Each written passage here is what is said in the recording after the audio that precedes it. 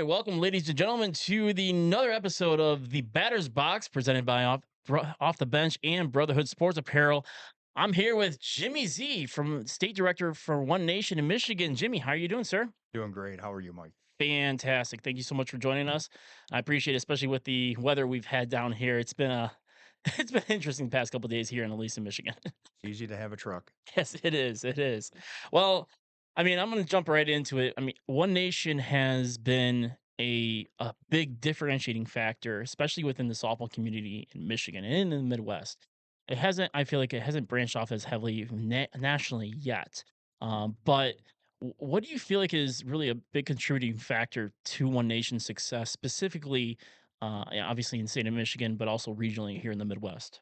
Players like playing it. It's an offensive minded. People like hitting. You still get your defense in it, but you get up there with a hitter. Um, just score a lot of runs. I mean, it's fun. So the in terms of the um more specifically other sanctions that are in the state of Michigan. USSSA used to be I feel like much heavier in the state. And I know you're familiar with it because you also had a relationship and also involvement within USSSA Correct. prior. What what do you feel like is that I guess the struggle behind that comparatively to what how One Nation I feel like One Nation is going up, and you can see other sanctions either are plateaued or possibly going the reverse and going down. What do you feel like is the differentiating factor there? To me, is the driving price of where you have to go for worlds. I've always said that there's the expense to go there with your family and be away for 4 or 5 days. It's a lot different than a 3 hour ride to Columbus. Well, eh, more specifically in Michigan, do you feel like it's just the price primarily just with USSSA as well? Are you talking about people playing it? Yes, specifically. Um, there's just not a lot of presence to have the tournaments. I mean, not a lot of communication. Uh, it's not put out there. Not putting anybody down, Hmm. but I mean they put out their schedule and said, "Hey, this is what you got. If somebody else wants to run a tournament, here you go." Um, it's tough for me. For 4 years now, I've been trying to get other people to try to run different tournaments, and it's been a struggle. And when Tony used to run U Trip, and everything else, it was all centralized for him. He never tried branching out. I'm trying to branch out, and the people that come aboard, they just lose interest real quick. It's not a driving factor on the west side of the state as much as NSA and Hmm. USA. Do you think the what do you or I guess how much of a contributing factor do you feel it is with the number of ballparks that we have, particularly of accessibility or just because when Liberty closed, obviously that was a big a big area and a lot of fields is more central, especially with the Southeast Michigan group. Do you feel that there's enough fields out there, or do you feel like we need more? Oh, there's plenty of fields to go to and play. Um, I'll even say on the west side of the state, I've traveled and saw some of the parks there. They're great parks. I would go play there if I was younger again. Mm. Um, Sturgis has a good one. Out in Muskegon has a good one. Grand Rapids, they all have really good parks. It's what the teams. One Nation is where it took over for U Trip here in Southeast Michigan. It's not growing all over the state. You have a couple teams from different areas, but majority of the teams are here and they don't travel. It's bad for the west side of the state and the north side of the state that these teams won't go travel because everything's here. So with I mean a lot, I would say a lot of the success for One Nation specifically in the state of Michigan, and not to pat your own back as heavily as possible, but I mean truthfully, because of you is a big reason why One Nation has done so well in Michigan. I feel like you also were rewarded for that with being one of the directors of the year. So I mean, congratulations first off on your part for that, and it's absolutely you've earned that. But what do you feel like was a prime part of that success for last year specifically with One Nation in Michigan? It would be the players. I mean, the players come into play. Um, they show their appreciation every time they come to a tournament. I mean, they'll sit and talk to me, say, hey, you're doing a great job. I don't need anybody to tell me that. I just come there to provide a service for you guys. You know, it's fun for me. If I didn't enjoy softball, I wouldn't be here. It I know just even from the umpiring aspect and also being playing wise, it's that passion does definitely comes out. And I can personally say as a player, we appreciate all the hard work and time. I know that you're putting in a lot of time and effort behind it. It's not something that's necessarily easy, let alone also dealing with managers and Hey, when having I have the most understandable or the understanding family in the world. You know, for me to be able to do this. that's that's great. And again, I can't thank you enough specifically for what you've done for softball because a lot of us would say without you in One Nation and with how current other sanctions are going, you're really having a big impact of maintaining softball within the state of Michigan. So I feel like you and the team that at least you have put together, or the relationships you put together, have definitely helped and Yeah, paid we're dividends. growing into different parks. Different cities are now coming aboard, wanting One Nation to come there and play. Um, Unlike when I first started, different um, they were rubbed wrong Mhm. from prior, but everybody to me is a really good time. Any highlights of new parks that may be coming up in the future, or you don't want to release that yet? I don't have many more new parks, Okay, but I do have more dates at parks people want to be at. You know, so it was one tournament, now it's four. You know, gotcha. it's just opening up for more opportunity at places people want to play.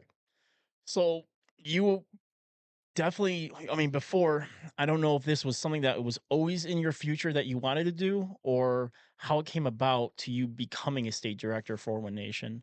Was this something that you've always wanted to attain or being able to have a check mark, or was this something that was more of just kind of fell in place? This just fell into my lap. Um, Basically, I was umpiring, and I was umpiring both associations, Mhm. and I got a phone call from Tony one day saying, "Hey, you want to umpire? Show up to the tournament early. I'd like to talk to you." Basically, that morning he said, "Hey, I'm leaving after this year. If you would like to take over, I'll put in a good word for you." And that's where it went from. And I got a call from Cliff, and everything went from there.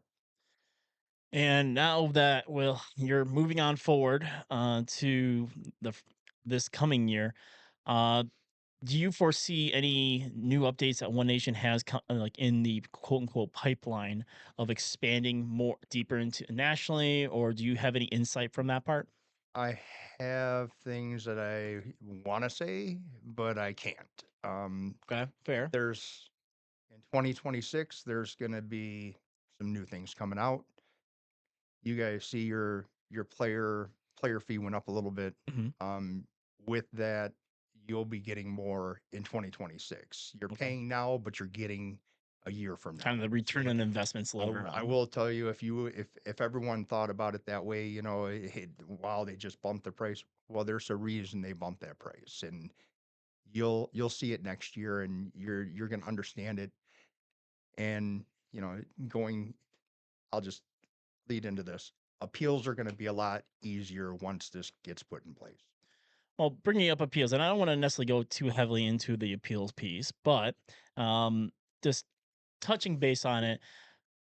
Obviously, appeals are always going to be I guess for I'm not going to say they're always going to be a question or sometimes a hot topic, so to speak, for the year over year. But give me a little bit of just a quick overview process from you, just so then also people can understand, like when they are sitting in their appeals, what does that process look like, and adding a little bit more story of what really entails of what goes through in terms of the appeal. Just gonna dig into your appeal. Go ahead. You're Yeah. sitting right across from me. Sure. How Go your ahead. Let's do appeal it. went. Your appeal came across to me. You were D. You put in your appeal to get to E. I went through your history of not only One Nation, but I dug into UTrip because your rating for One Nation came from UTrip. Mhm, And how did you get your rating when we started in what 2019 for One Nation? You came off of a really good year in 2018, mhm, but prior to that, you played E. mhm, You got bumped to D. You had a pretty decent year. You played on a few more D teams that didn't do as well, mhm, and then you started to become a role pickup, chip on an E team, and that's what led to your appeal. Now you have some people that put in their appeal. They've been E for 3 years. They have a 700 win percentage. They make 1 year in D, say I can't make it, and all of a sudden they want to go back down to E, and I just call it dominate, and it's just not going to work that way. Where I'm here in Michigan, we're trying to build up the D program. mhm, Not saying that me putting you back down to E is helping that program, but you're not getting younger. But mhm, you have these guys that are 20 to 25 that have played E for a while, have been very successful. Now it's their opportunity to go up and play on a D team if they would choose, mhm, or they can be a chip on an E team. right. It's their choice. S How about the in terms of more specifically on and I didn't really necessarily wanna get too in depth on it, but it kind of now it's spurred in terms of, just a thought. Some of the pushback or grumblings on Facebook, on social media, is more specific on where players are part of teams that necessarily they're not contributing to, but they get part of that full team bump. How are those handled? Just so again for clarification, I'm aware, but if you could just speak on that in terms of the clarification for that piece. So you might have seen my first interview with Off the Bench when I first Mhm, became the director. mhm, Um, the very first time I went to the convention, when we sit down there, they basically tell us, "Hey, if you're not getting playing time, get off the roster. If you're not happy with your role, what you're doing on that team, don't stay there." Now, if you're showing your roster is, you've been on that roster from March till October, you're going to get bumped with that team if they're a national bump, and you're not going to win your appeal majority of the time. I'm at almost every tournament. I see the teams that finish at the end of the night. I'm there from the beginning of the day to the end of the night, and I see the people that play. And if I'm seeing you coach a base or anything, I'm going to put in a word for you. But if I see you getting in there to run, getting some swings, doing whatever, and you've played on that roster, I'm sorry, you're going to be stuck at that next level at least for a year. Now it's going to be 2 years because if you try to put in your appeal, you're there for 2 years. I want to pivot a little bit from the appeals piece to also the bats. Obviously, the bet determination between from U Trip to One Nation is still a little bit different. Do you foresee any uniformity, or I guess consistency between the two sanctions, where it's going to be very similar going forward, or is that going to be One Nation's going to continue doing their own thing? They're gonna continue going with that 220 bat until we're told we can. When they're saying, "Hey, you can't use that 220 mark anymore. It's too dangerous." Mm, But our lawyers and everything else are telling us we're still good to go. People like using that technology compared to the 240 technology. I'm not saying there's any better or whatever. Yes, that bat's going to be hotter, but it's just going to lead into the more offensive production of the game. okay.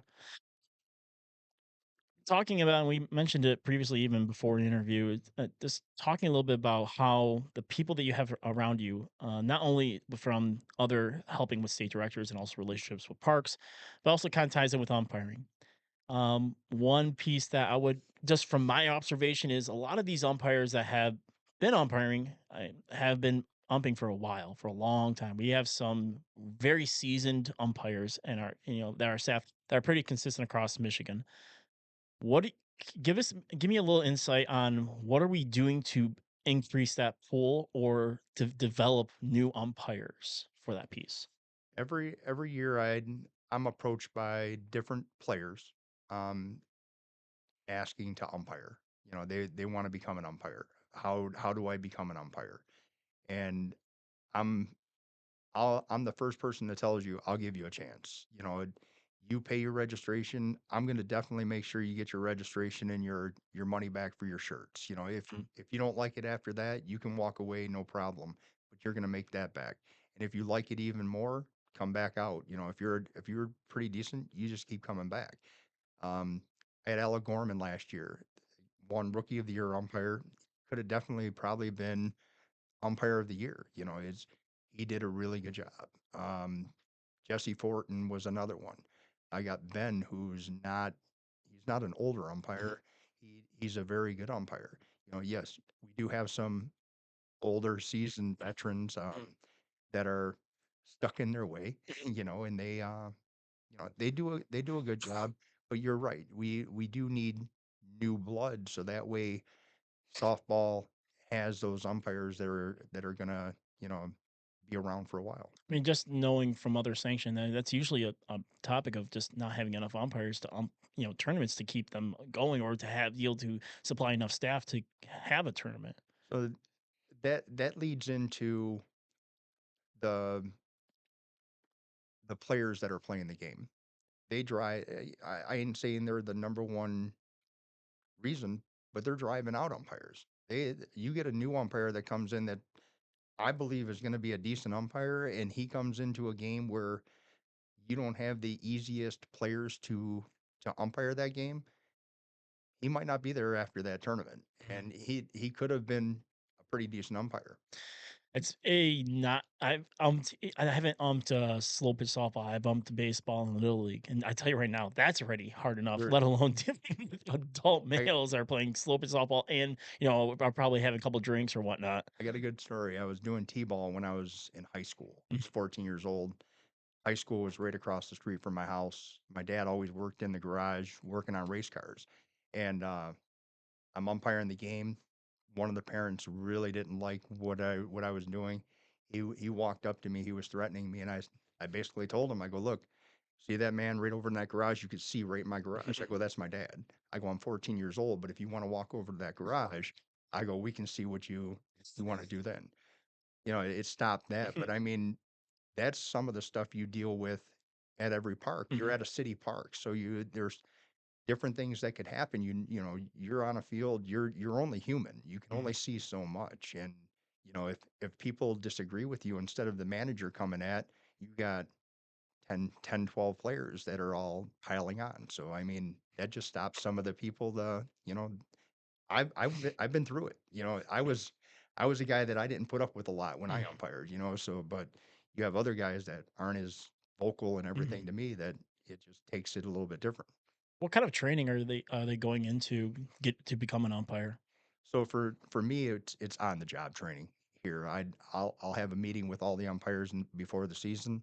Um, I'll come out like different umpires that want to come out. They can come out to my leagues. They can you know go through some of them, or you know when the tournament starts, I'll be at their diamond for the first 3 4 games. You know all day long.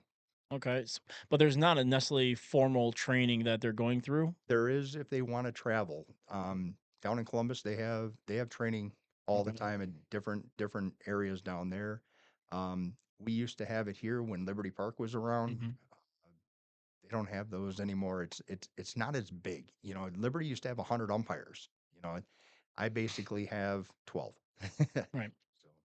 So Well, I was just curious, especially for some of those newer players who maybe would be interested in it, but are intimidated, possibly like, well, I know the game, but I don't maybe I don't know as intricate of some of these situations. I mean, especially I mean, certain situations you may never encounter. Of course, you'll encounter on your first time or second time umpiring, and just that's the way the cookie crumbles.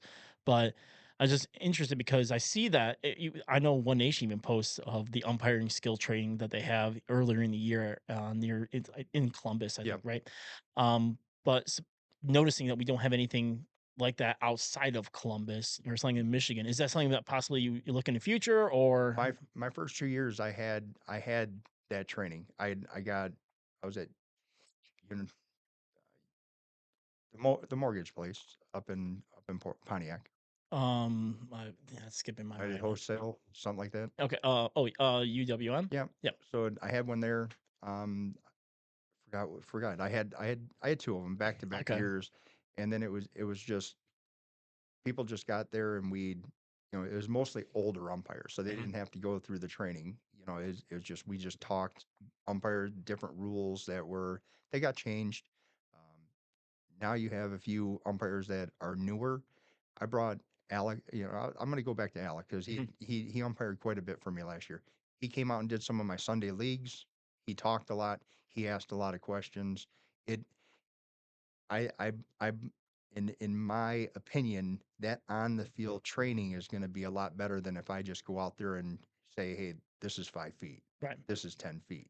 But if you're doing my Sunday league, it's a co-ed league, and you can get through that, you're going to get through a lot of games on a Saturday. So, how about in terms of with additional umpires and having to maintain the relationships with ballparks? What do you feel like that is that the more difficult part of your job, or what would you say is the most difficult part of your job being a state director? Appeals.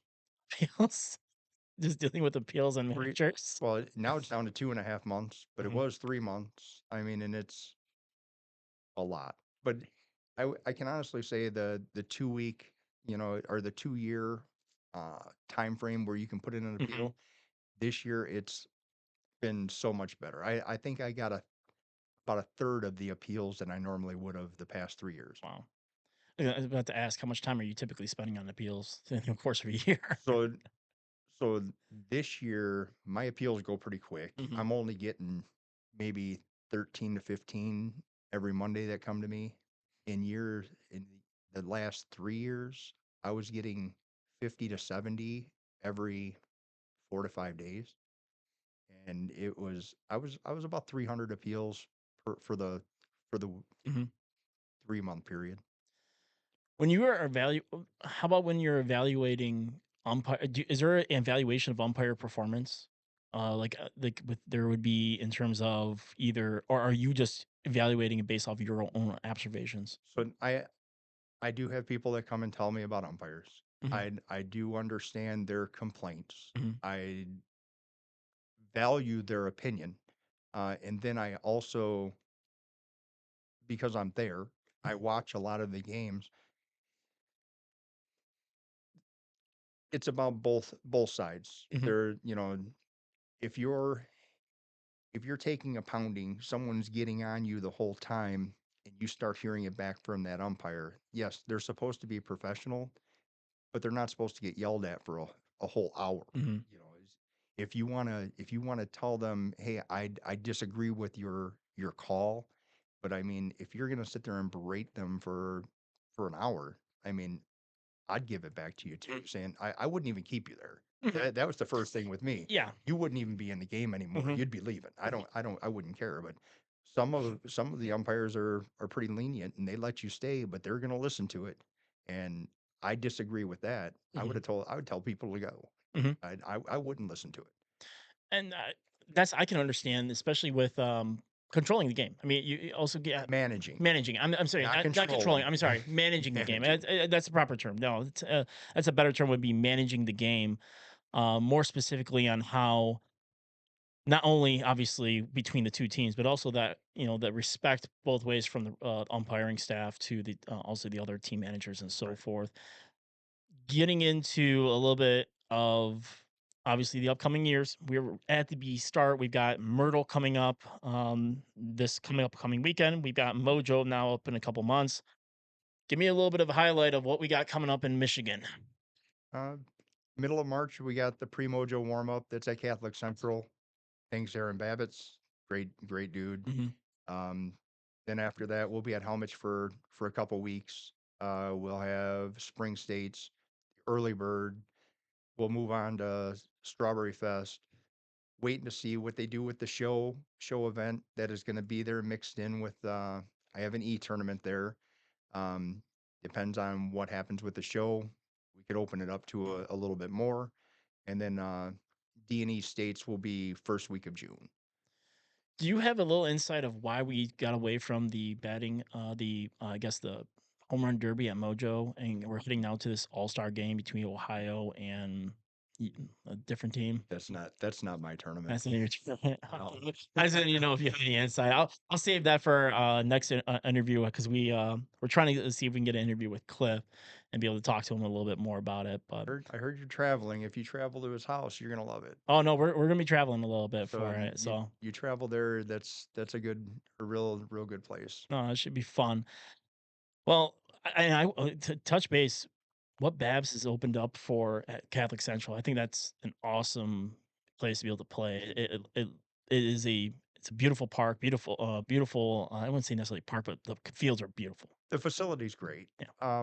It's top notch. You know, you anytime you can get here in Michigan, anytime you can get a hold of some turf fields, you'd want to play on it. Mhm. If you didn't want to play on it, there's something wrong with you. You know, if he opened it up, he didn't last year. We came up with something and it just didn't succeed.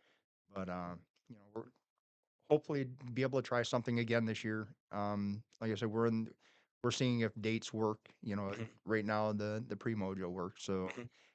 like I said, any date I get, I'm very appreciative. Oh, that's awesome. How about in terms of other parks that, because there was grumblings that there was going to be a couple turf fields or turf complex that was going to be opened up or built out on the east side of the state, and I feel like I don't think that came to fruition. Do you have any other insight of any other parks that are possibly going to be either built or made in the coming future? Somebody made a comment that there possibly would be 6 fields coming turf. Not sure when. Where at? I don't want to say. Okay. You know, I, I I don't know. It Okay. was just It was told it, to it me. was told. Okay. So we'll see. I mean, if it comes, it comes. If it doesn't, it doesn't. I mean, I can't control that. I'm surprised we don't have more parks here with turf open up in March, go until November. Right. You could.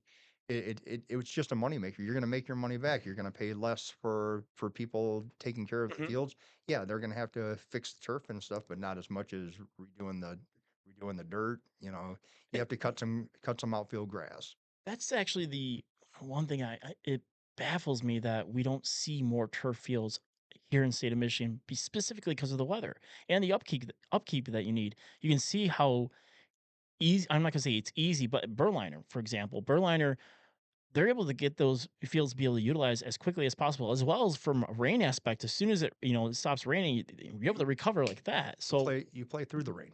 right, There's I the Governor's Cup last year. It poured. They were playing. There's no reason to not have them here. But like I said, I will tell you, I sent an email to the mayor of Detroit. I know there's a big space of land that they possibly could do something half the size of Berliner. Um, I CJ Barrymore's. I sent the owner of that place and said, hey, if you had some property near yours, I yeah. definitely could help you. Hmm. We do all right, and I don't get a Nice. response. I played in one tournament. It was at the old Tiger Stadium Hmm. footprint.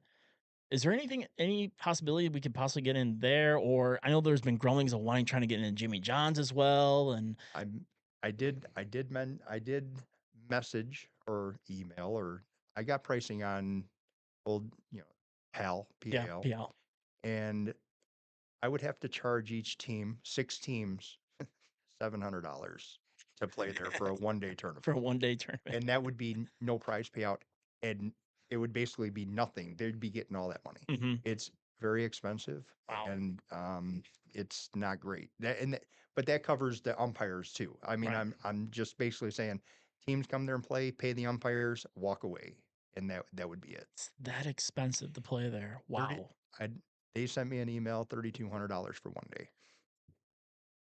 Jeez. And Yeah. that was my first year because I was trying to get C states there. Hmm. It was basically the highest level I had. I was trying to get them turf fields, just like Right. Babs came with me and said, "Hey, what about Catholic Central?" Hmm. Yep, I'll take it. And he worked out a deal with me, and it worked. Wow. I was able to do pretty well there with all the teams. it just that baffles me how expensive that is. I mean, especially that park, and I imagine that means the demand has to be there. The Well, demand has to be there. it's baseball, baseball, girls fast pitch.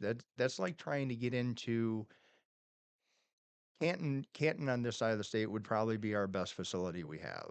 They have what, 12 fields there, and to try to get in there and take over the fast pitch, they make a ton of money out Mhm. there, and I don't ever fault them. I'm like, yeah, you're gonna make your money. So any dates that you possibly have open, I'm in. And I'm very thankful to them also. They started giving me more dates, and it's worked out great. They've had no issues. The players come there, they're very respectful. Like I said, the players here in the state of Michigan, they're great. You ask them, say, hey, we want to keep coming back here, do your thing, and they do. It's awesome. I mean, that's also probably what you're competing with at Helmich too, because Helmich I know has a pretty present youth, either baseball and or softball, even player there.